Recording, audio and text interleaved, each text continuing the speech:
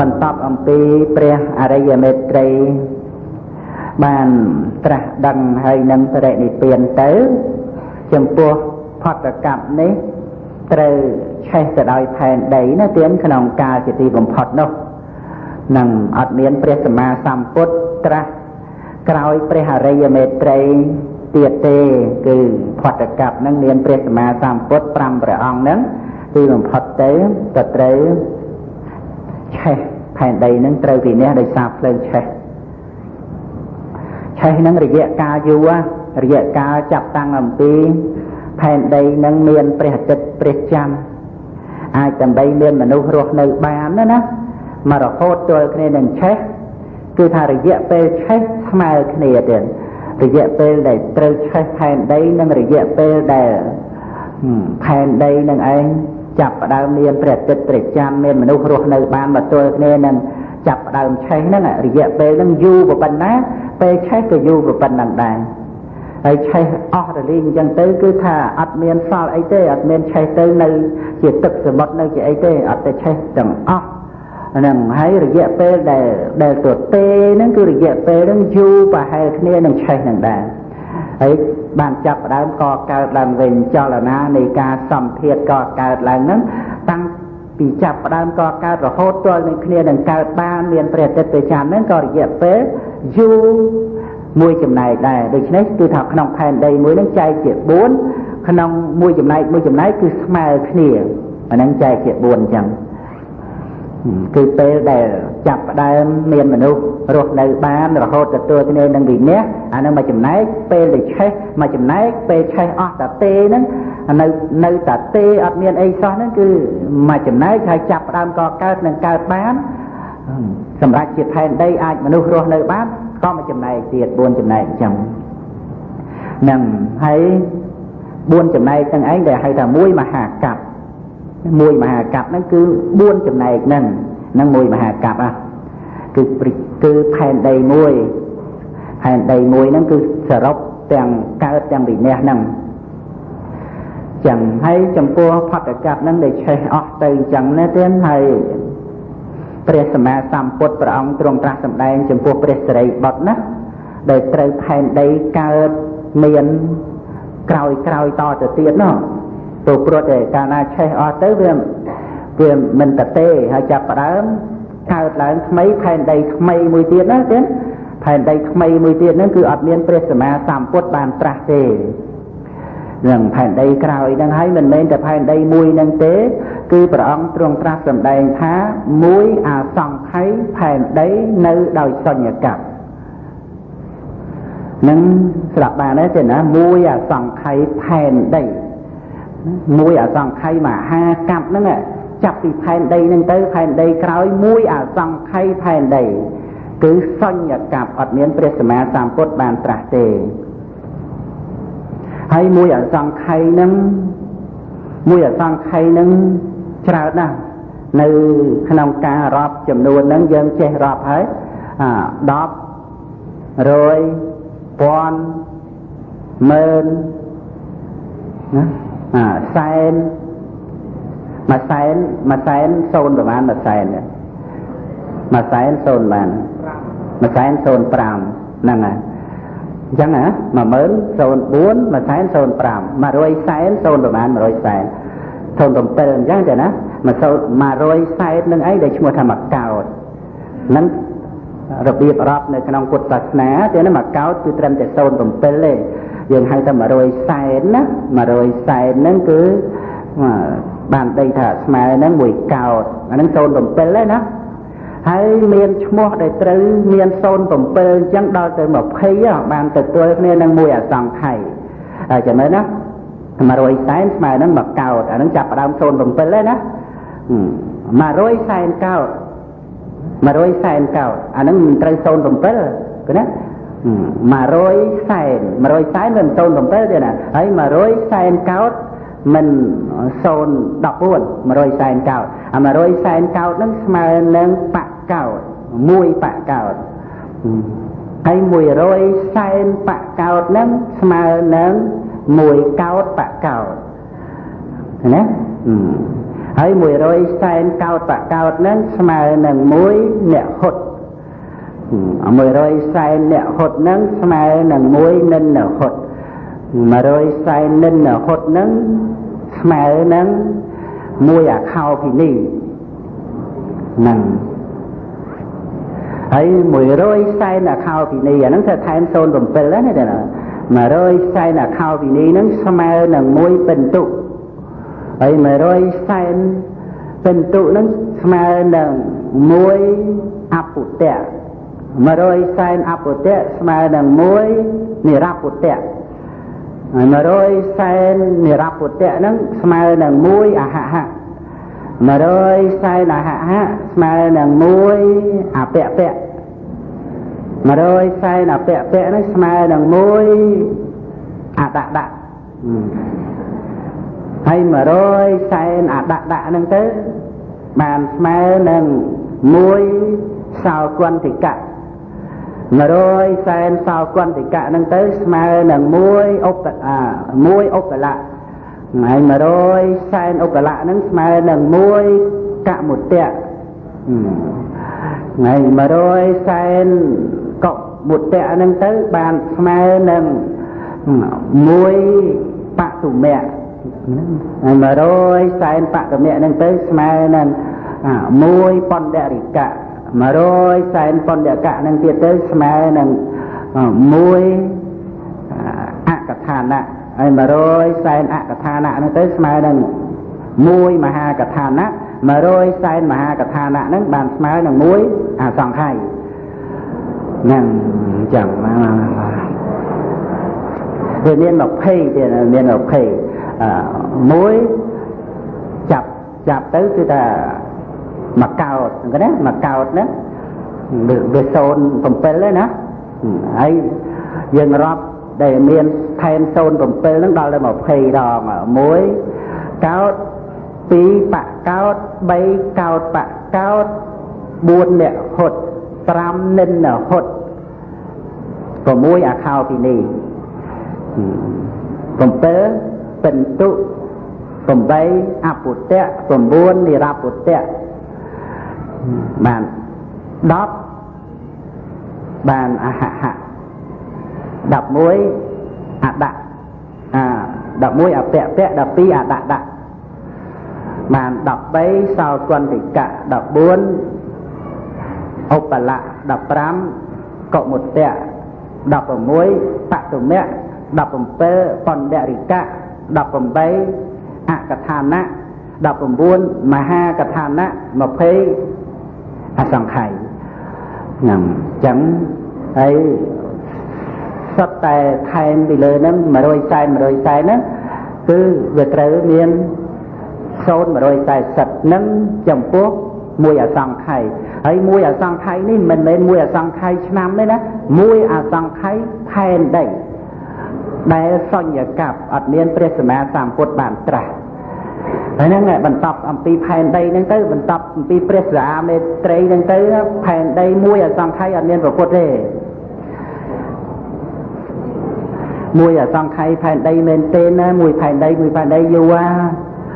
ហើយចំពោះផែនដីណាដែលមិនមានប្រពុតស្ដេចចក្រពត្តិក៏អត់មានព្រះវិជ័យកពុទ្ធក៏អត់មានទៀតតែសញ្ញកັບហ្នឹងគឺមិនមែន0តែប្រពុតទេណា0ទាំងស្ដេចចក្រពត្តិ0ទាំងព្រះវិជ័យកពុទ្ធទេតែហ្នឹងចំពោះសញ្ញកັບបានផុតអំពី1អសង្ខ័យហ្នឹងទៅខាងចុងនៃ1អសង្ខ័យហ្នឹងមានផែនដីមួយនឹងឯងមានព្រះសម្មាសម្ពុទ្ធត្រាស់2ព្រះអង្គក្នុងមន្តកັບព្រះសម្មាសម្ពុទ្ធ2ព្រះអង្គមួយព្រះអង្គឈ្មោះរាមពុទ្ធៈមួយព្រះអង្គទៀតឈ្មោះធម្មរាជពុទ្ធៈចំពោះព្រះសម្មាសម្ពុទ្ធរាមពុទ្ធៈនេះព្រះសម្មាសម្ពុទ្ធបរមគ្រូនៃយើងព្រះអង្គសម្ដែងចំពោះព្រះសិរីបុត្រទៀតក្នុងសាសនានៃព្រះសម្មាសម្ពុទ្ធកស្សបៈក្នុងកាលនោះមានមនុស្សម្នាក់ឈ្មោះនេរតៈមាននុបានធ្វើដំណើរទៅជួបព្រះសម្មាសម្ពុទ្ធកស្សបៈដែលមនុស្សនិងទេវតាទាំងឡាយបូជា ក៏នឹកឃើញថាការជួបព្រះសម្មាសម្ពុទ្ធហ្នឹងរកបានដោយកម្រណាស់ដូច្នេះអាត្មាអញគួរតែបូជាជីវិតចំពោះព្រះពុទ្ធពីព្រោះនិយាយបានជួបនេះឧបនិស្ស័យនៃព្រះបរមពោធិសត្វណាទាំងដោយសេចក្តីជ្រះថ្លាចំពោះព្រះសម្មាសម្ពុទ្ធឃើញថាជីវិតដែលមាននេះមិនអាចដើម្បីនឹងរក្សាទុកបានទេត្រូវតែបូជាថ្វាយព្រះហ្នឹងចឹងក៏បានសម្ពុតពីផ្ទាំងយកមកជាលក់ប្រេងណាទាំងប្រេងដែលសម្រាប់ដុតឆេះជាលក់ឲ្យជោគទៅយកមករុំខ្លួនគាត់នឹងនិរតៈមេនុបរុំតាំងអំពីបាតជើងរហូតឡើងមកដល់ក្បាលទៀតរុំអស់អញ្ចឹងទៅក៏បានដុតនៅកណាត់ប្រេងនឹងឯងជាប្រទីបថ្វាយព្រះដ៏មានព្រះភិក្ខនៅវេលារាត្រីភ្លើងដែលឆេះប្រេងនឹងឯងនៅក្នុងពេលនោះក៏តាំងសេចក្តីប្រាថ្នាដោយអំណាចការបូជាប្រទីបថ្វាយព្រះសម្មាសម្ពុទ្ធនិងបូជាជីវិតថ្វាយព្រះអង្គនេះសូមឲ្យខ្ញុំព្រះអង្គបានត្រាស់ជាព្រះសម្មាសម្ពុទ្ធក្នុងវេលាយប់នោះគឺភ្លើងឆេះរហូតពេញមួយយប់ទៀត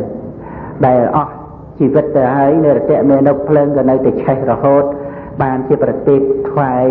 ព្រះដែលមានអភិក្ខដែលព្រះអង្គទ្រង់គង់សម្ដែងព្រះធម៌រួចទៅព្រះអង្គទ្រង់ព្យាករកណ្ដាលបរិស័ទថានឹងបានត្រាស់ដឹងជាព្រះសម្មាសម្ពុទ្ធពិតនឹងហើយនៅត្រង់ទីកន្លែងដែលនិរតៈមេនុបបូជាជីវិតថ្វាយព្រះកន្លែងនោះឯងស្រាប់តែមានដុះផ្កាឈូកទៀតនៅកន្លែងដែលបូជាហ្នឹងទៅជាទីកន្លែងមួយដុះចេញផ្កាឈូកមកដែលធ្វើឲ្យពួកប្រជាជនទាំងឡាយអ្នកស្រុកទាំងឡាយពុទ្ធបរិស័ទទាំងឡាយថានិរតៈមេនុបនេះនឹងបានត្រាស់ជាព្រះសម្មាសម្ពុទ្ធនៅក្នុងកាប់ក្រោយអញ្ចឹងក៏មានសេចក្តីជ្រះថ្លាតែងបូជាទីកន្លែងនោះឯងនឹករលឹកដល់គុណព្រះសម្មាសម្ពុទ្ធព្រះសម្មាសម្ពុទ្ធបរមគ្រូព្រះអង្គទ្រង់ត្រាស់សម្ដែងចំពោះព្រះសិរីបុត្រណាទៀតអំពីរឿងដែលនិរតៈនេះឯងបូជាជីវិតហើយក្នុងកាលដែលអសង្ខ័យកាប់នឹងដែលត្រូវសូនចាកព្រះពុទ្ធនឹងទីបំផុតនឹងមានផែនដីមួយនឹងមានព្រះសម្មាសម្ពុទ្ធត្រាស់ពីព្រះអង្គទី1ហ្នឹងគឺមានព្រះនាមថារាមៈពុទ្ធៈព្រះសម្មាសម្ពុទ្ធទ្រង់ព្រះនាមរាមៈហ្នឹងហើយមានប្រជជនក្នុងកាលហ្នឹង 90000 ឆ្នាំព្រះសម្មាសម្ពុទ្ធរាមៈណាទៀត 90000 ឆ្នាំហើយប្រជាជននៅក្នុងសម័យនៃព្រះសម្មាសម្ពុទ្ធរាមៈហ្នឹងព្រះសម្មាសម្ពុទ្ធបរមគ្រូសម្ដែងថា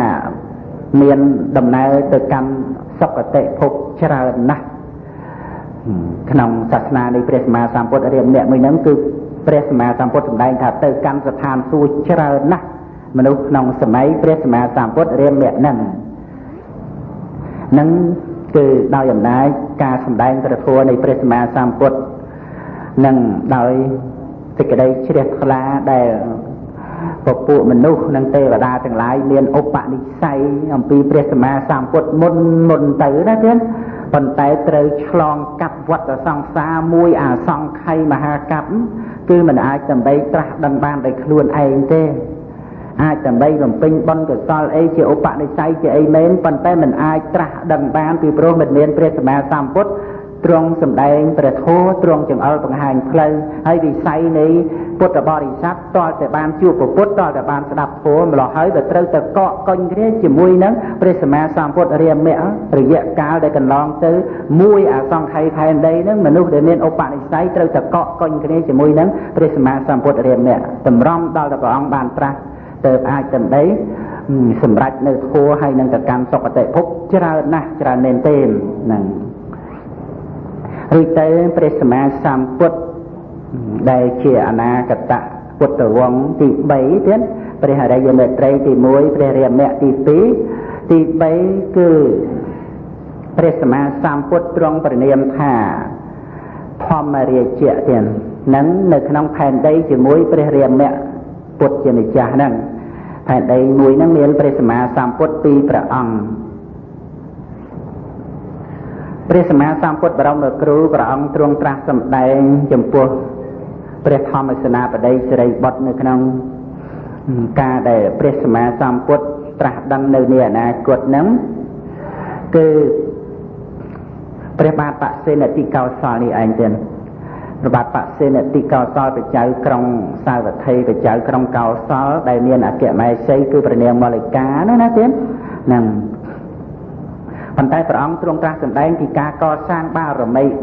10ក៏ព្រះអង្គបញ្ជាក់អំពីទានបារមីមួយប្រកបច្បាស់ចំពោះព្រះបាទបសេនតិកោសលនៅក្នុងសាសនាព្រះសម្មាសម្ពុទ្ធកោណាគមនោក្នុងសាសនានៃព្រះសម្មាសម្ពុទ្ធកោណាគមនោគឺក្នុងកាលនោះព្រះបាទបសេនតិកោសលមានព្រះនាមថាសុទ្ធមេនុសុទ្ធមេនុនឹងក៏ជាអ្នករក្សាបឹងឈូកហើយ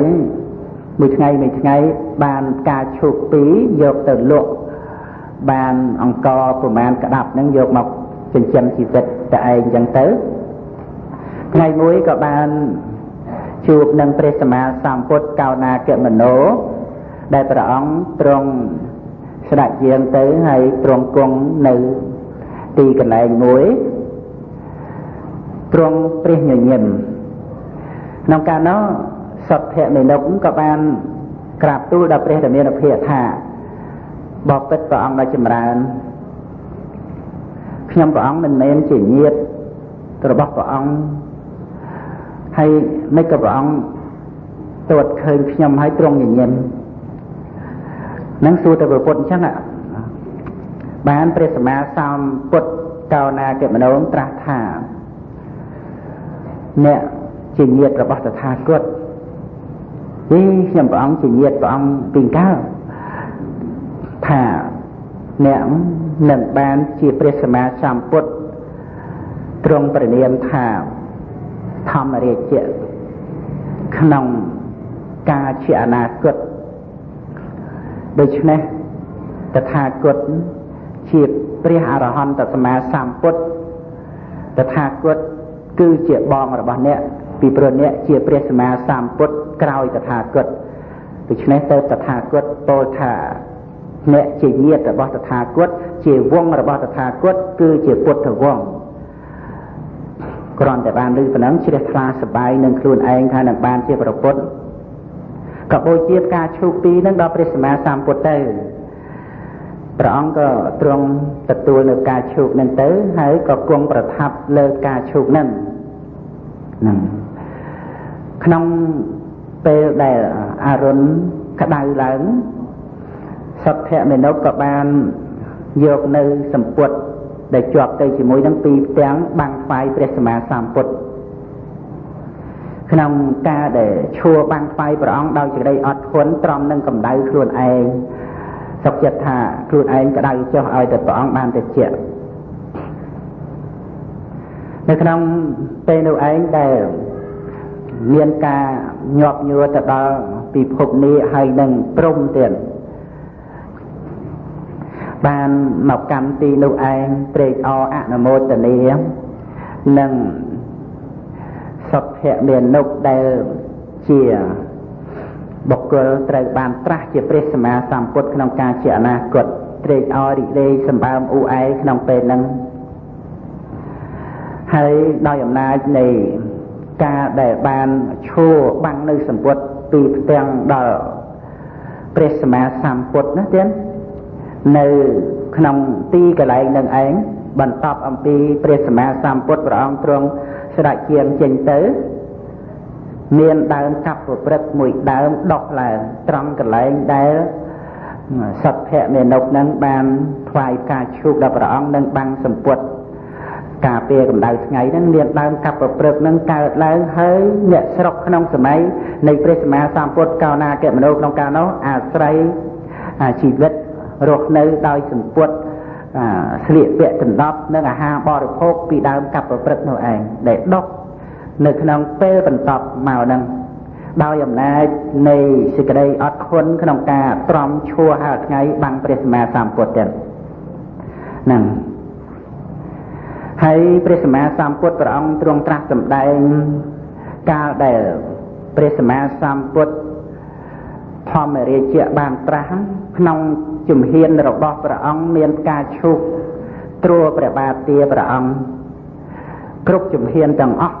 ដោយអំណាចក្នុងកាលដែលព្រះអង្គបានថ្វាយការឈូកដល់ព្រះសម្មាសម្ពុទ្ធកោណាគមនោនឹងហើយនៅនឹងទីកន្លែងដែលព្រះអង្គទ្រង់គង់ប្រថាប់នោះ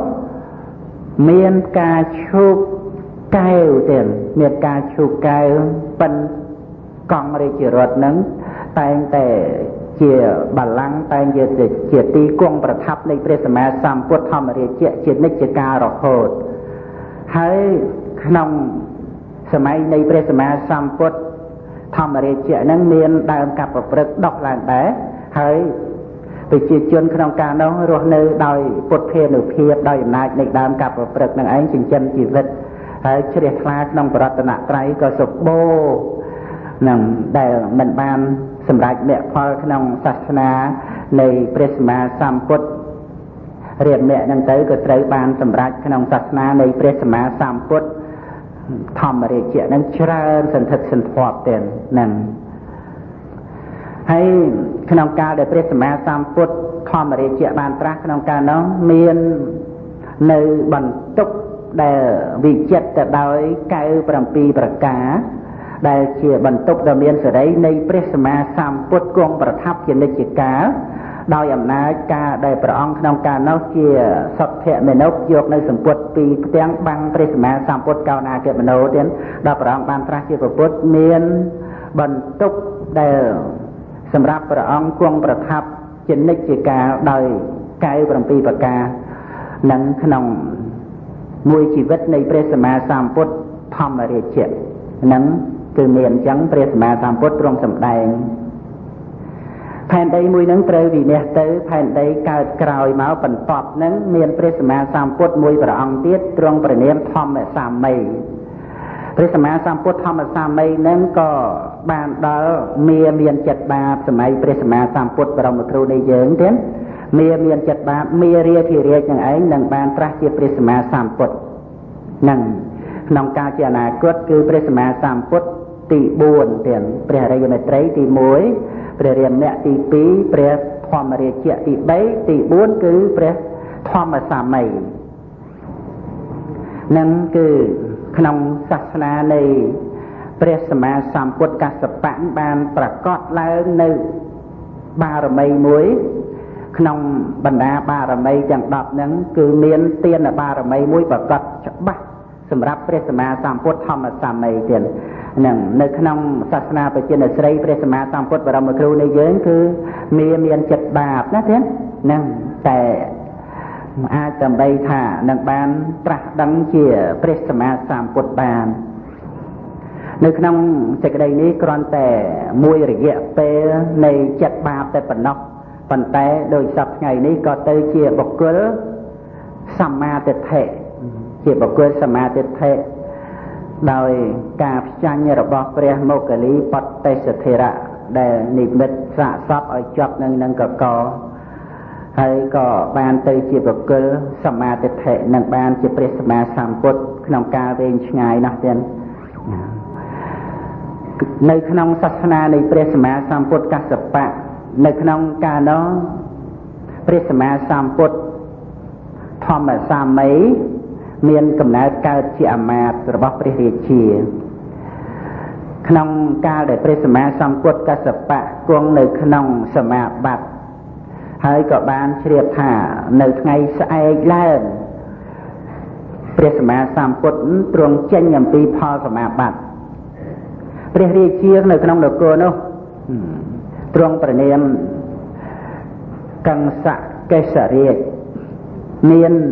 ដាក់ព្រះរាជអាជ្ញាដើម្បីថាក្នុងថ្ងៃស្អែកយើងធ្វើទានយើងស្ដាប់ធម៌បុគ្គលដទៃក្រៅពីយើងមិនឲ្យធ្វើទានមុនយើងទេអ្នកណាធ្វើទានមុនយើងនឹងត្រូវដាក់ទោស នៅក្នុងកាលនោះអាមាត្យមានភរិយាមានសេចក្តីជ្រះថ្លាចង់ថ្វាយទានចំពោះព្រះសម្មាសម្ពុទ្ធក៏បានគិតថាការនេះយើងត្រូវតែធ្វើទាន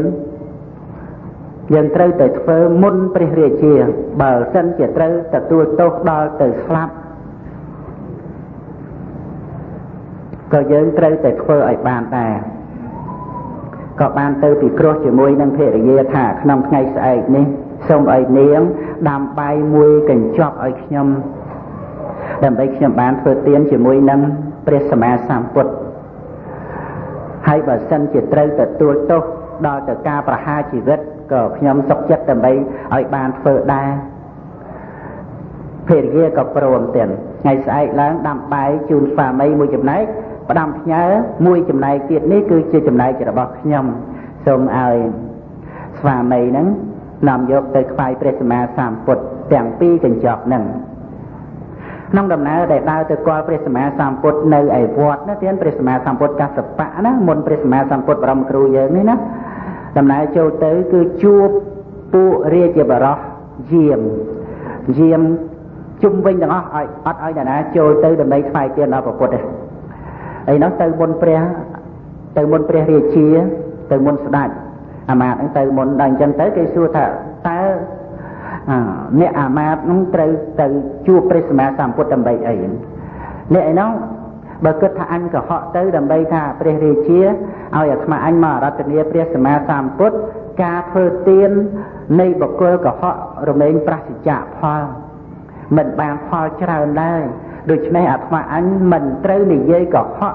ដើម្បីឲ្យបានធ្វើទានទេក៏និយាយថាយើងដើម្បីទៅថ្វាយទាននឹងព្រះសម្មាសម្ពុទ្ធគ្រាន់តែថាប៉ុណ្ណឹងពួករាជបរោះដែលបានទទួលនៅការបង្កប់អាជ្ញាពីព្រះរាជាដ៏តឹងរឹងនឹងឯងក៏ខឹងក្រោធឡើងថាអាមាត្យនឹងទៅឆាំងនឹងព្រះរាជបញ្ជាចឹងទៅក៏បាននាំអាមាត្យនឹងទៅថ្វាយព្រះរាជាខឹងតោងឲ្យយកអាមាត្យនឹងទៅសម្លាប់ចោលពួកប្រឆាំងនឹងយើងថាកុំឲ្យអ្នកណាធ្វើទានជាមួយព្រះសម្មាសម្ពុទ្ធមុនយើងឥឡូវទៅចេះប្រឆាំងយើងបើហ៊ានប្រឆាំងប៉ុណ្្នឹងអីស្អីទៀតទៅណាមហ៊ានអញ្ចឹងឲ្យគេ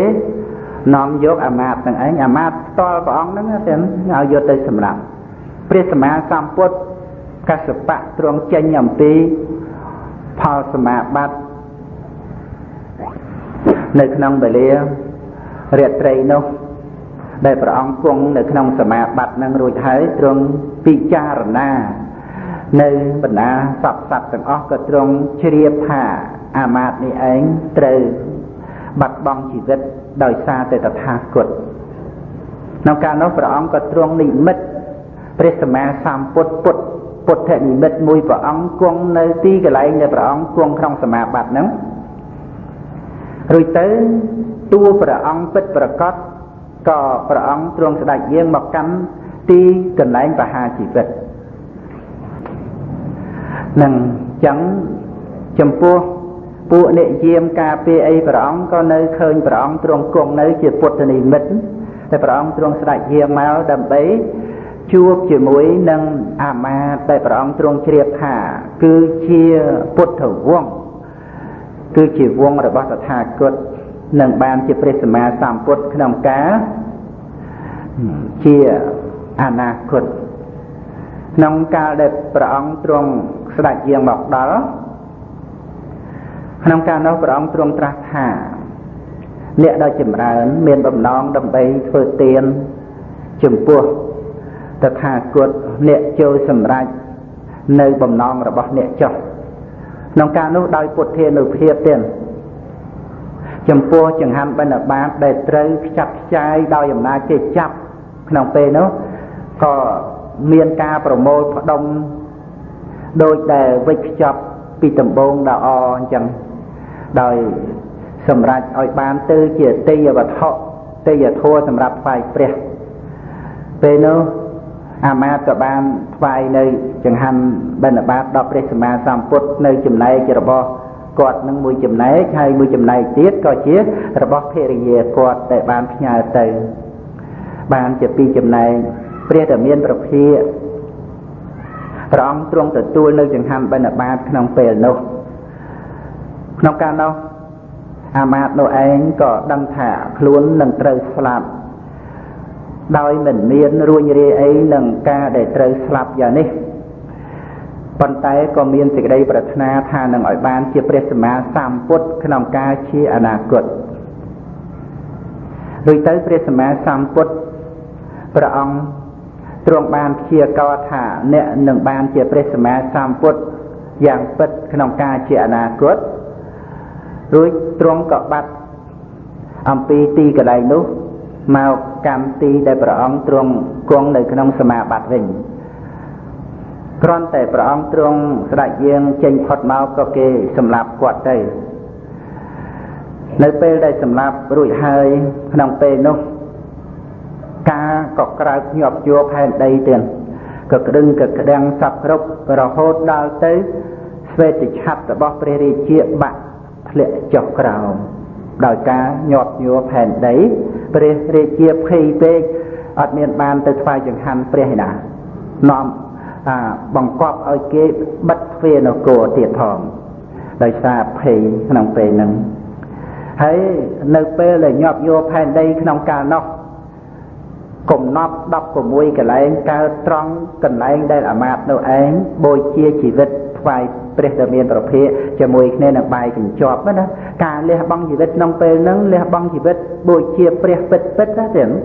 បើកុំតែគិតដើម្បីបូជាព្រះក៏មិនដើម្បីប្រឆាំងនឹងព្រះរាជាអីដែរក្នុងកន្លែងហ្នឹងកើតមានជាកំណប់មាសកំណប់ប្រាក់ហើយមានជាដើមកាប់ប្រព្រឹត្តដុះកន្លែងហ្នឹងទៀតផងដែល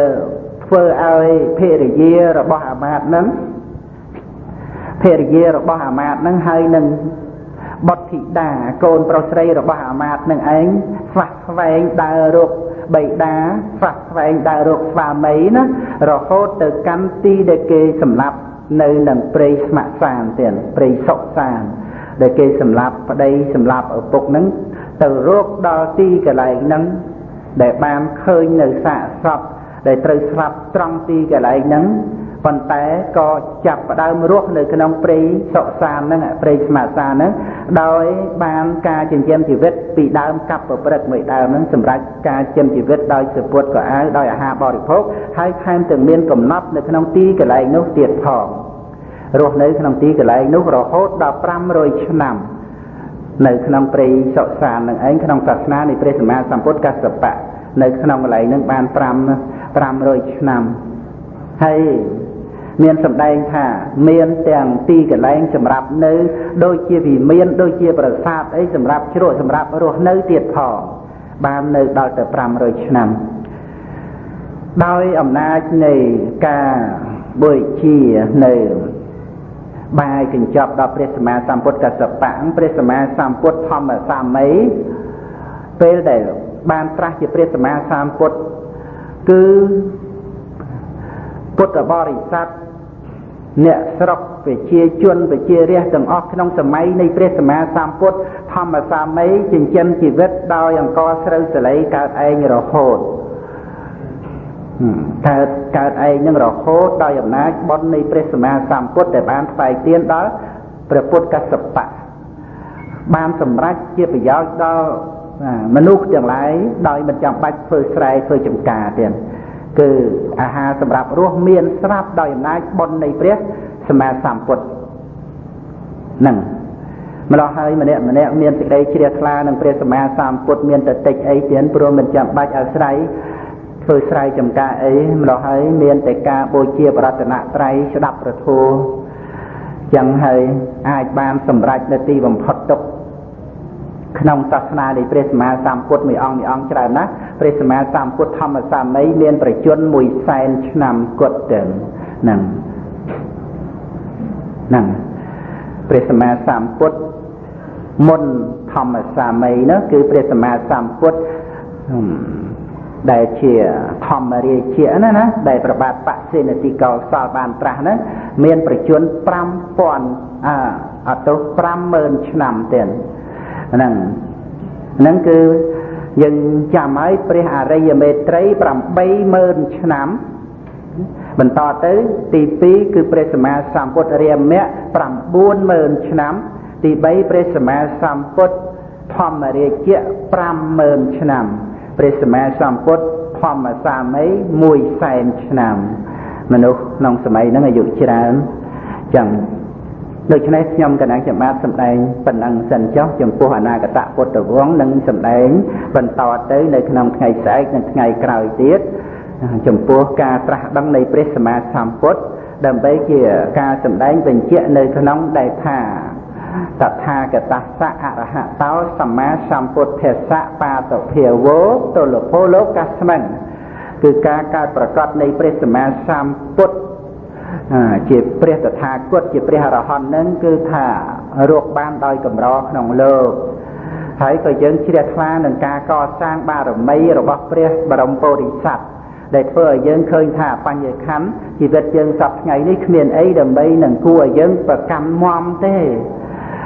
គ្មានអីដើម្បីនឹងគួរឲ្យយើងហួងហែងពេកទេយើងគួរតែប្រព្រឹត្តនៅធម៌ស្ងប់គួរតែប្រព្រឹត្តនៅធម៌ស្ងប់ជាប់ចិត្ត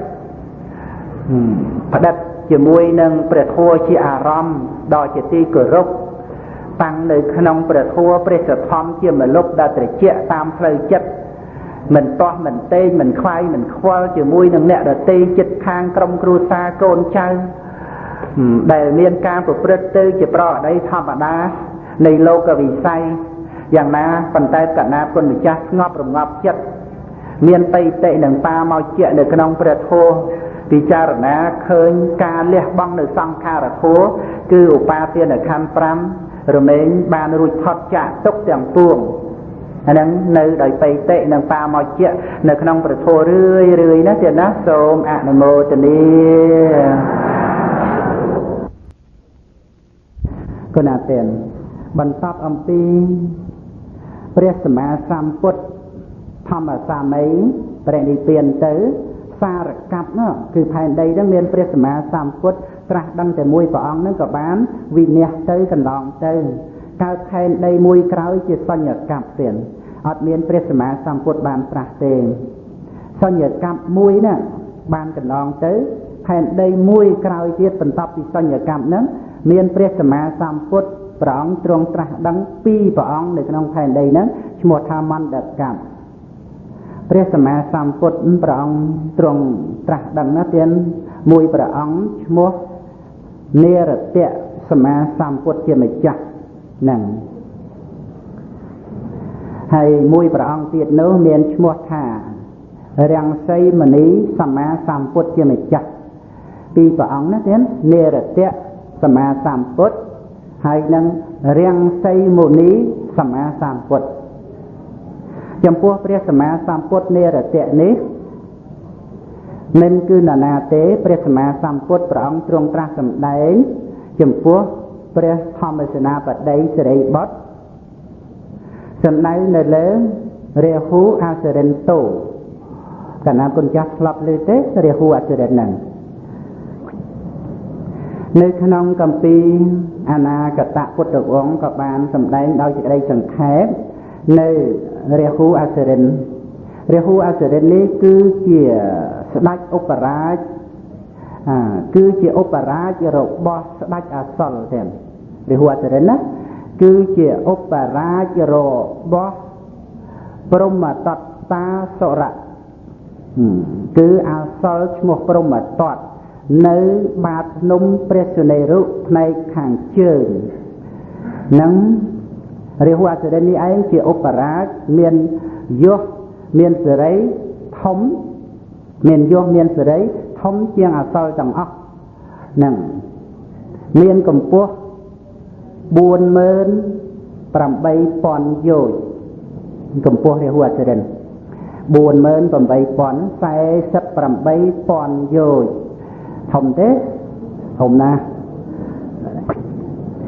រាហូអសរិននេះតែងបានឮពាក្យអំពីទេវតាទាំងឡាយ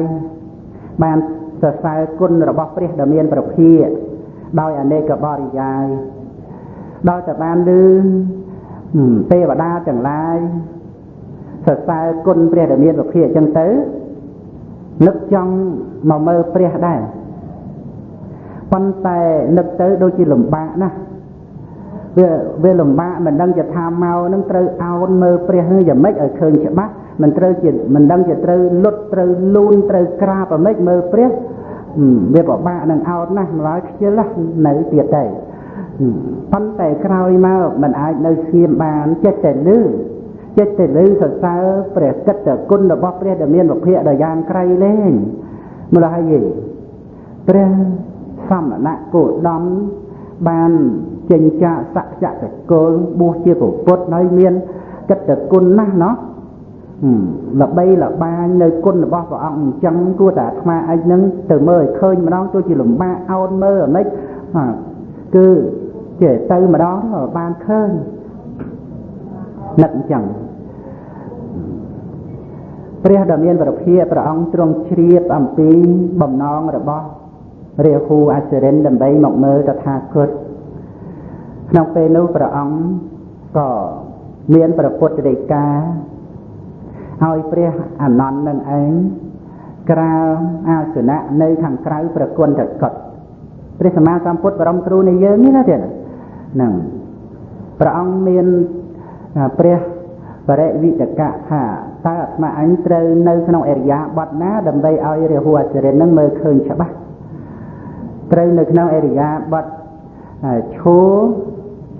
រឬក៏អរិយាបថអង្គុយឬក៏អរិយាបថផ្ទុំបើសិនជាឈរឬក៏អង្គុយទៅនាំឲ្យរាហូអសុរិននោះលំបាកអើតមើលលំបាកងើយមើលណាស់ព្រោះខ្ពស់ដូច្នេះតថាគតត្រូវនៅក្នុងអរិយាបថផ្ទុំកុំឲ្យខ្ពស់ពេកនៅពេលនោះព្រះដ៏មានពភាកព្រះអង្គទ្រង់ចេញមកខាងក្រៅប្រគុណកតដោយពុទ្ធទេសនៈស្រួលបួលដែលព្រះអនន្តបានក្រាបថ្វាយព្រះអង្គក៏ទ្រង់ផ្ទុំទាំងទ្រង់ផ្ទុំដោយអរិយាបថផ្ទុំណាដោយព្រះអង្គទ្រង់និមិត្តព្រះអង្គឲ្យយ៉ាងធំទាំងដោយពុទ្ធនិមិត្តដោយឫទ្ធិរបស់ព្រះអង្គរាហូអសុរិនមកដល់សូម្បីព្រះភ័ក្ត្រដែលព្រះអង្គទ្រង់ផ្ទុំហើយនេះព្រះកាយដែលព្រះអង្គទ្រង់ផ្ទុំសណ្ដោកវែងយ៉ាងនេះហើយក៏ដោយក៏នៅតែរាហូអសុរិនអើតមើលព្រះដែលមានព្រះភ័ក្ត្រដែរដោយទទឹងព្រះកាយដោយទទឹងព្រះភ័ក្ត្ររាហូអសុរិនដែលមានកម្ពស់ 48,000 យោជន៍ក៏ត្រូវតែអើតមើលព្រះដែលមានអភិប្រៀបបីដូចជាទារកដ៏តូចអើតមើលព្រះច័ន្ទឯកអាកាសដូច្នោះដែរនឹងព្រះអង្គទ្រង់សម្ដែងរិទ្ធក្នុងពេលហ្នឹងណាទៀតក្នុងពេលនោះឯងមើលមិនច្បាស់ទៀតប៉ុណ្ណឹងហើយក៏ដោយមើលមិនច្បាស់សោះរហូតដល់ព្រះដែលមានអភិព្រះអង្គទ្រង់ត្រាស់ថាម្នាក់អ្នកដែលមានអាយុអ្នកបានឃើញតថាគតហើយក្នុងពេលនោះឯងរាហូអសុរិនបានពិនិត្យទៀងទាត់មើលពីក្រោមទៅលើសពគ្រប់ទៅក៏បានបន្លឺនៅវាចាថាតាសៈនោះប្រែមកថានោះដោយសេចក្តីថាឃើញហើយនឹងរួចទៅព្រះរាមាភិព្រះអង្គទ្រង់ត្រាស់សម្ដែងនៅព្រះធម៌ឲ្យដល់រាហូអសុរិនមានសេចក្តីជ្រះថ្លាដល់នៅបរតនត្រ័យជាទីពឹងជាទីរលឹកណាទៀតក្នុងការនេះឯងដែលរាហូអសុរិននឹងបានទទួលការព្យាករអំពីព្រះដែលមានព្រះភិក្ខថានឹងជាពុទ្ធវង្សត្រូវបានត្រាស់ជាព្រះសម្មាសម្ពុទ្ធក្នុងកាលជាអនាគតនឹងប្រវត្តិរឿងរ៉ាវរាហូអសុរិនមាននៅក្នុងអនាគតពុទ្ធវង្សព្រះសម្មាសម្ពុទ្ធក៏ព្រះអង្គធ្លាប់បានសម្ដែងឫទ្ធិនិមិត្តប្រកាយព្រះអង្គឲ្យធំដើម្បីញ៉ាំងសេចក្តីជ្រះថ្លាឲ្យដល់រាហូអសុរិនហើយព្រមមួយអន្លើដោយអនុសាសនីសម្ដែងព្រះធម៌ជាឱវាទឲ្យរាហូអសុរិននឹងឯងមិនមាននៅមានអ្នកមិនអាងខ្លួនឯងជាធំដាក់ចុះនៅមានអ្នកនោះហើយទទួលស្ដាប់ព្រះធម៌របស់ព្រះអង្គបានកាន់យកនៅបរតនត្រ័យជាទីរលឹកនៅក្នុងគម្ពីរអនាគតពុទ្ធវង្សក៏បានសម្ដែងអំពីការកសាងនៅបារមីមួយដ៏យ៉ាងសំខាន់ក្នុងបណ្ដាបារមីទាំង10របស់ព្រះសម្មាសម្ពុទ្ធនិរតៈទាំង ក្នុងសាសនានៃព្រះសម្មាសម្ពុទ្ធកស្សបៈមុនព្រះសម្មាសម្ពុទ្ធបរមគ្រូនៃយើងនេះក្នុងការនោះឯងគឺការកសាងបារមីរបស់រាហូអាចារ្យណាទៀតរាហូអាចារ្យនឹងកសាងបារមីមុនព្រះសម្មាសម្ពុទ្ធព្រះសមណគោតមបរមគ្រូនៃយើងគឺព្រះសម្មាសម្ពុទ្ធកស្សបៈដោយក្នុងការនោះព្រះអង្គជាព្រះរាជាទ្រង់ប្រណិនាមថាសិរីគុត្តៈជាព្រះរាជាសោយរាជនៅក្នុង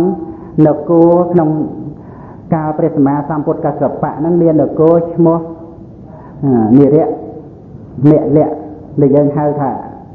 និមលនគរនឹងឈ្មោះនិរមលគឺប្រសិទ្ធៈនៅមន្ទិលនគរនឹងគឺជានគរដែលព្រះបរមពោធិសត្វមួយព្រះអង្គហ្នឹងដែលបានត្រាស់ជាព្រះសម្មាសម្ពុទ្ធនិរតៈហ្នឹងហើយក៏ជាអតីតរបស់រាហូអសិរិន្តោហ្នឹងគឺព្រះសម្មាសម្ពុទ្ធដែលនឹងត្រូវបានត្រាស់នោះដែលរាហូអសិរិតហ្នឹងក៏ជាព្រះបរមពោធិសត្វហើយ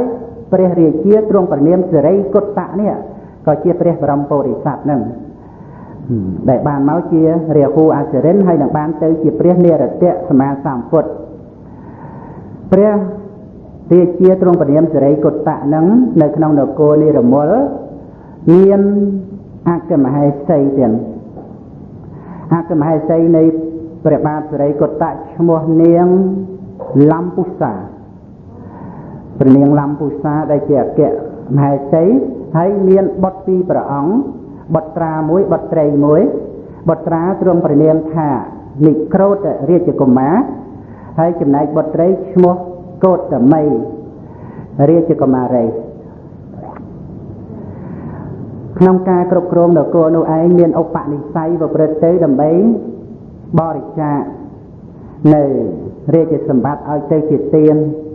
ក៏មានព្រាហ្មណ៍8នាក់ទៀតបាននាំគ្នាមកសុំនគររបស់ព្រះអង្គមកសុំត្រង់អញ្ចឹងដែលយល់ថាព្រះអង្គមានសទ្ធាជ្រះថ្លាមានបតីមិនជាប់ជំពាក់សម្បត្តិក្នុងលោកអញ្ចឹងអ្នកសុំបានចិត្តចេះតែមកសុំរហូតសុំនគរតែម្ដងក្នុងកាលដែលព្រាហ្មណ៍8នាក់មកសុំនគររបស់ព្រះអង្គនិរមលនគរនោះព្រះបាទសិរីគុត្តៈបរមពោធិសត្វមិនអល់ឯកមិនរារែកឡើយមានសេចក្តីជ្រះថ្លាពេញចិត្តធ្វើពិធីប្រគល់នៅរាជសម្បត្តិនគរទាំងឯងឲ្យព្រាហ្មណ៍ទាំង8នាក់ក៏បាននាំអគ្គមហេសីគឺព្រះនាងលំពុសាទេវីនិងរាជបុត្រទាំងពីរអង្គាគឺនិក្រូតរាជកុមារនិងកោតមីរាជកុមារីចេញទៅកាន់ព្រៃសន្ធៈហើយឡើងទៅកាន់កំពូលភ្នំធម្មិកបរិពតដើម្បីនឹងប្រព្រឹត្តនៅធម៌ដោយសាងនៅអាស្រមបណ្ណសាលានៅលើកំពូលភ្នំធម្មិកបរិពតប្រព្រឹត្តធម៌ទាំង4ព្រះអង្គានៅលើកំពូលភ្នំនឹងទៅនៅក្នុងការនោះទៀតមានយៈមួយឈ្មោះយន្តៈយៈឈ្មោះយន្តៈនឹងឯងក៏បានចេញអំពីទីព្រៃស្រោងស្រាងមកកាន់ភ្នំបរិពតឡើងទៅលើកំពូលភ្នំធម្មិកបរិពតហ្នឹងហើយក៏នៅចំពោះព្រះភ័ក្ត្រនៃព្រះបរមពោធិសត្វក្នុងការនោះក៏បានបន្លឺឡើងនៅសំឡេងក្រាងក្រអៅថាខ្ញុំជាយៈឈ្មោះយន្តៈឥឡូវបានបរិភោគនៅដំរីអស់7ហើយបរិភោគនៅសេះអស់14ហើយនឹងមរឹកដតីអស់20មិនតន់ញ៉ាំងសេចក្តីស្រេកឃ្លានឲ្យបាត់បង់នៅឡើយឥឡូវយើងនេះនៅមានការស្រេកឃ្លានខ្លាំងណាស់សូមព្រះអង្គបរិយាទានបុត្រទាំងពីរព្រះអង្គឲ្យខ្ញុំព្រះអង្គដើម្បីកម្ចាត់បងនៅការស្រេកឃ្លានសូមនិក្រូតកុមារហើយនឹងកោតមីកុមារីទៀតដើម្បីបរិភោគ កាលណាគុណម្ចាស់ញាតិញោមបងប្អូនហើយឧបនិស្ស័យនៃព្រះបរមពុរិស័ទអត់មានទិសៈអល់ឯកអីថាលះបង់ទ្រព្យសម្បត្តិនគរគ្រប់គ្រងសោយរាជអីហ្នឹងទៅមិនជាពលស្ដីអីថាតែត្រង់លះបង់នៅបុត្រាបុត្រីជាទីស្រឡាញ់ដែលនាំយកអំពីព្រះនគរមកជាមួយហើយហ្នឹងណាមានប្រតិលះកាត់ដោយបេតិសោមនស្សក្នុងទានបារមីរបស់ព្រះអង្គណាអត់មានអល់ឯកប្រកែករារែកសូម្បីតែតាមផ្លូវចិត្តបតិរបស់ព្រះអង្គដោយសេចក្តីអាឡោះអាល័យអាចដើម្បីជាឧបសគ្គរារាំងដល់ទានបារមីរបស់ព្រះអង្គតិចតួចគឺអត់មានឡើយក្នុងពេលនោះមិនបាននិយាយខ្វៃអំពីបត្រាបត្រីគឺនិយាយស្ដីតែអំពីព្រះបរមពុរិស័ទព្រះអង្គលះកាត់នៅបត្រាបត្រីឲ្យទៅជាទានហើយក្នុងការនេះមិនមែន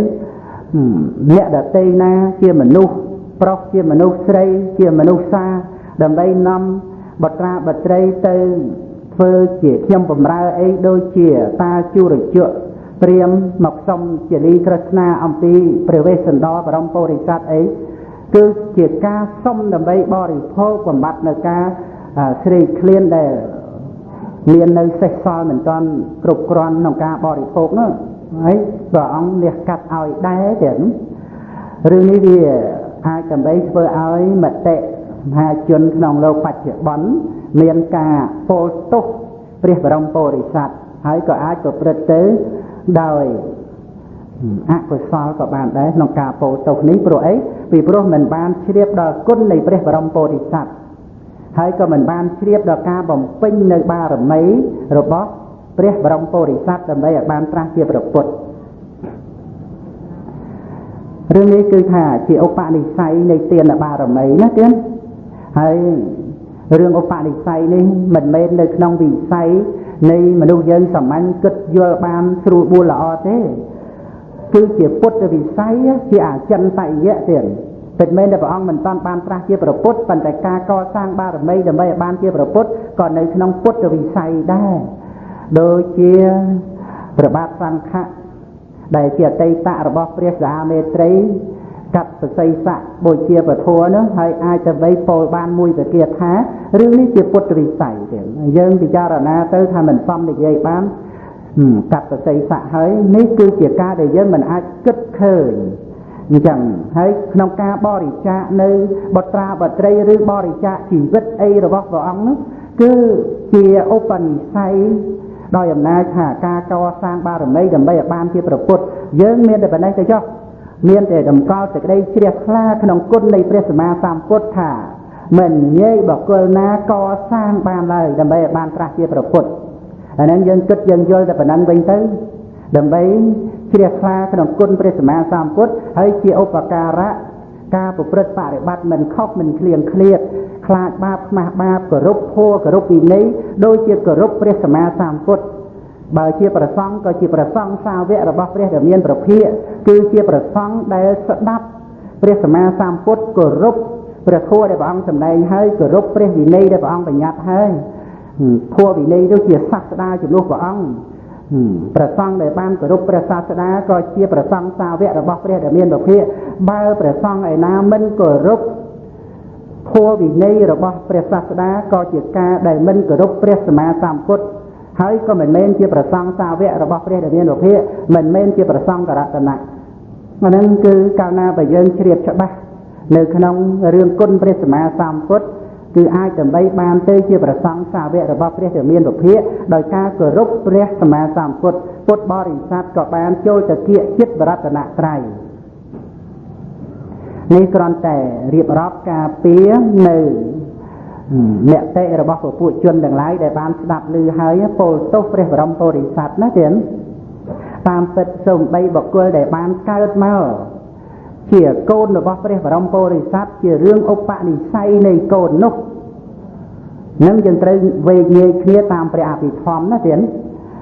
គឺជាឧបនិស្ស័យរបស់កូននោះដែលត្រូវកើតមកជួយបំពេញបារមីឲ្យព្រះបរមពុរិស័ទនេះជារឿងឧបនិស្ស័យមួយរបស់កូននោះសុទ្ធសាធ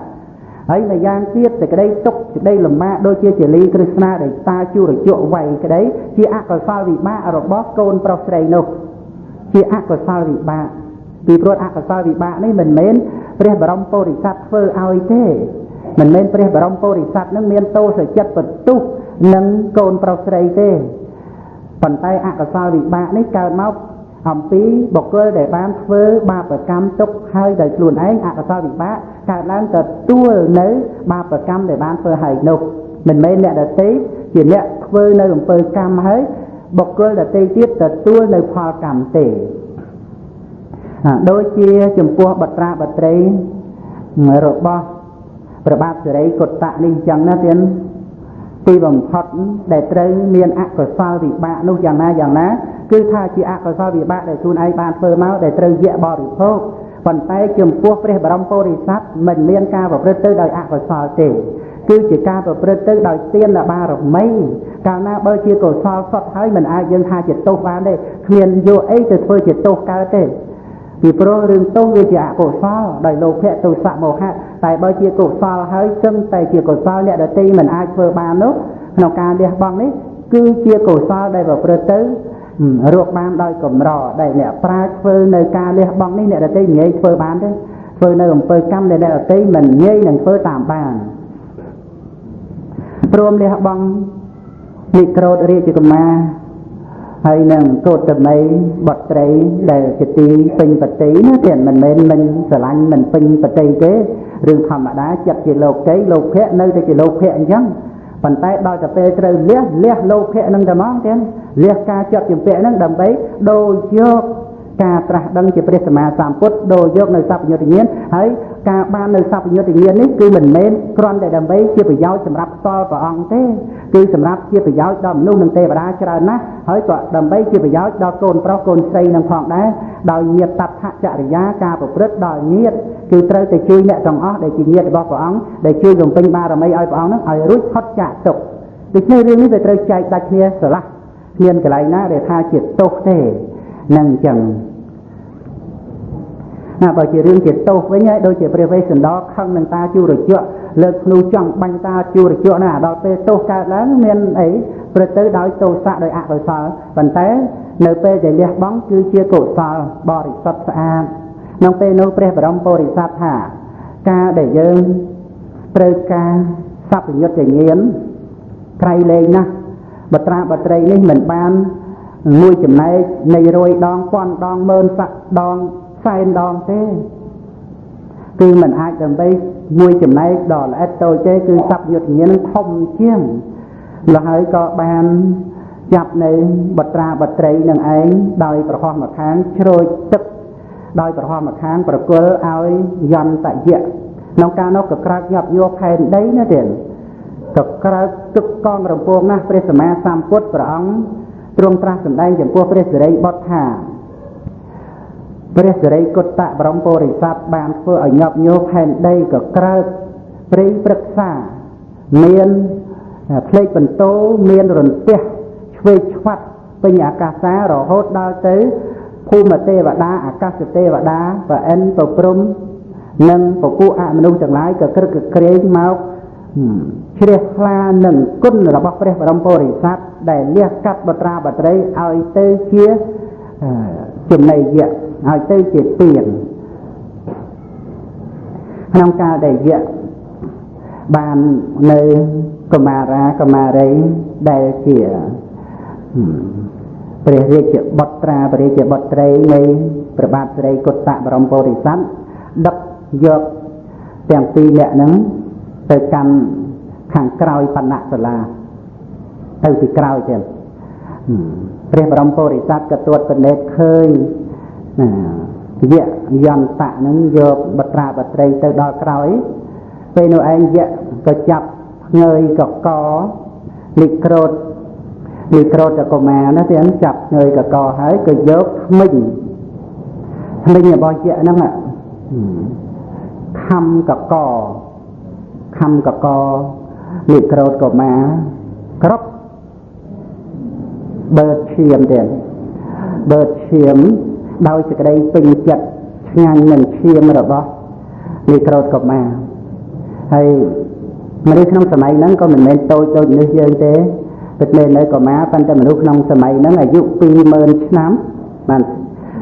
អាយុ អាយុ20000ឆ្នាំណាទៀតសម័យប្រពុតកសបៈណាម្ល៉េះពិតមែនតែកុមារប៉ុន្តែវាធំជាងមនុស្សចាស់យើងសប្ថ្ងៃណាហើយរួចទៅខំកោតតមីរាជកុមារីខំសិតតែបំពងកទៀតខំដាច់ក្រឹបប្រហោងអញ្ចឹងទៅបានបឺតឈាមផឹកឈាមអឹករួចទៅបានបរិភោគសាច់នៅពេលនោះឈាមដែលខ្ចាយចេញពីមាត់ដែលខំខ្ចាយទៅលើមាត់របស់យក្សនោះខ្ចាយទៅលើខ្លួនរបស់បត្រាបត្រីខ្ចាយទៅលើផែនដីមិនអាចញ៉ាំងប្រតិនៃព្រះបរមពុទ្ធសាសនាឲ្យតក់ស្លុតបានឡើយនៅក្នុងពេលនោះបន្លឺសំឡេងថាទេវតាទាំងឡាយហើយមើលចុះអស្ចារ្យណាស់ទានរបស់យើងប្រសើរពេកពេលនោះឯងដែលបន្លឺវាចាឲ្យដល់ពពួកទេវតាទាំងឡាយព្រះសម្មាសម្ពុទ្ធព្រះអង្គទ្រង់ត្រាស់សម្ដែងចំពោះព្រះសិរីបុត្រថាដោយអំណាចក្នុងពេលនោះយក្សដែលឈ្មោះយន្តៈមានកម្ពស់120ហត្ថទៀតក្នុងកាលនោះយក្សនឹងកម្ពស់120ហត្ថបើគិតទៅ1ហត្ថកន្លះម៉ែត្រវា60ម៉ែត្រយក្សហ្នឹងអញ្ចឹងហើយបានតម្រៃ7សេះ4ដណ្ដប់មរិតផ្សេង20មិនទាន់ឆ្អែត60ម៉ែត្រនឹងពោះប៉ុណ្ណា60ម៉ែត្រហ្នឹងបានប៉ុណ្ណឹងទៅគេថាបាត់ឃ្លានហើយគេថាសូមឲ្យព្រះអង្គបានប្រាស់ជាពុទ្ធទៅចោគេទៅយក្សហ្នឹងណាដោយអំណាចនៃការប្រទាននៅបត្រាបត្រីឲ្យទៅជាទានក្នុងកាលដែលបានត្រាស់ជាព្រះនិរតៈសម្មាសម្ពុទ្ធទៀតពន្លឺដែលចេញអំពីប្រវត្តិកាយនៃព្រះសម្មាសម្ពុទ្ធនិរតៈជានិច្ចនិរន្តរ៍ទាំងយប់ទាំងថ្ងៃដោយអំណាចឈាមដែលហូរស្រក់លើផែនដីនិងដោយអំណាចសេចក្តីដែលថាប្រទាននៅបុត្រាបុត្រីឲ្យទៅជាចំណីយក្សក្នុងសម័យនៃព្រះសម្មាសម្ពុទ្ធនិរតៈណាទៀតផែនដីមានរស7យ៉ាងមានរសដែលមនុស្សអាចបរិភោគបានយ៉ាងឆ្ងាញ់ហើយនឹងឆ្អែតប្រព្រឹត្តទៅមួយអាយុរបស់ព្រះសម្មាសម្ពុទ្ធដែលព្រះអង្គគង់ពីជនមានប្រជជន10000ឆ្នាំទៀតព្រះសម្មាសម្ពុទ្ធនិរតៈ10000ឆ្នាំមនុស្សក្នុងសម័យហ្នឹងអត់មានបរិភោគស្រូវចង្កផ្លែឈើផ្លែអីទាំងអស់គឺបរិភោគផែនដីជាអាហាររហូតដោយអំណាចអីដោយអំណាចបារមីនៃព្រះសម្មាសម្ពុទ្ធនិរតៈដែលបានបរិច្ចាគបុត្រាបុត្រីឲ្យទៅជាទានឲ្យដល់ចំណីយក្សឈាមដែលហូរទៅលើផែនដីមិនអាចញ៉ាំងប្រតិរបស់ព្រះអង្គឲ្យមានសេចក្តីតក់ស្លុតបានហើយម្យ៉ាងទៀតនៅពេលដែលព្រះអង្គទ្រង់ឃើញឈាមដែលស្រក់ទៅលើផែនដីដែលកុមារាកុមារីជាបុត្រាបុត្រីរបស់ព្រះអង្គកំពុងតែមានភាពញាប់ញ័រកន្ត្រាក់ដោយកំពុងតែយក្សខំប្រកាសប្រកិននៅនឹងដៃរបស់យក្សនោះបតីរបស់ព្រះអង្គមិនបានតក់ស្លុតមិនបានញាប់ញ័រហើយសឹងតែប្រព្រឹត្តទៅដោយសេចក្តីពេញបតីក្នុងទានបារមីរបស់ព្រះអង្គនោះថែមទាំងប្រកាសដល់ពួកទេវតាថាទានរបស់យើងប្រសើរពេកសភាពនៃបតីរបស់ព្រះអង្គក្នុងកាលនោះដល់តែព្រះអង្គបានត្រាស់ដឹងជាព្រះនិរតៈសម្មាសម្ពុទ្ធជាម្ចាស់ញ៉ាំងមនុស្សក្នុងកាលនោះឲ្យមានរូបស្អាតទាំងអស់គ្នាដែលមនុស្សប្រុសដូចជាទេវបុត្រមនុស្សស្រីដូចជាទេពអប្សរសម្រេចដោយបុណ្យរបស់ព្រះសម្មាសម្ពុទ្ធឧបត្ថម្ភជួយមនុស្សដែលកើតក្នុងកាលនោះឲ្យស្អាតទាំងអស់ព្រោះអាស្រ័យបតីរបស់ព្រះអង្គដែលមិនញាប់ញ័រនៅពេលដែលយក្សបរិភោគបុត្រាបុត្រីនោះឯងព្រះសម្មាសម្ពុទ្ធនិរតៈមានកម្ពស់120ហត្ថដោយកម្ពស់របស់យក្សយន្តៈដែរទៀត120ហត្ថព្រះអង្គត្រាស់ដឹងនៅក្រោមដើមច័ន្ទទៀតកាលដែលព្រះអង្គត្រាស់ដឹងជាព្រះសម្មាសម្ពុទ្ធនៅក្រោមដើមច័ន្ទមានកម្ពស់120ហត្ថមានបច្ចុប្បន្ន10000ឆ្នាំផែនដីមានរសជាតិឆ្ងាញ់អាចបរិភោគបានគឺជំនួសម្ហូបអាហារណានៃទាំងអស់សរុបសេចក្តីមកគឺម្ហូបរបស់មនុស្សក្នុងសម័យហ្នឹងគឺផែនដីហ្នឹងតែម្ដងហើយផែនដីហ្នឹងក៏ចេះតែដុះទៅចម្រើនទៅដើម្បី អាហារបរិភោគរបស់មនុស្សសត្វទាំងឡាយដែលអាចបរិភោគផែនដីនឹងបានហើយមនុស្សប្រុសមនុស្សស្រីក្នុងសម័យហ្នឹងគឺស្អាតល្អដោយអំណាចបារមីក្នុងប្រតិរបស់ព្រះអង្គមិនតក់ស្លុតមិនញាប់ញ័រ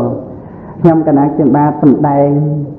ប្រវត្តិរបស់ព្រះនិរតៈសម្មាសម្ពុទ្ធជាម្ចាស់ដែលសពថ្ងៃនេះនៅជាព្រះបរមពោធិសត្វនៅឡើយគឺរាហូអសិរិន្តោ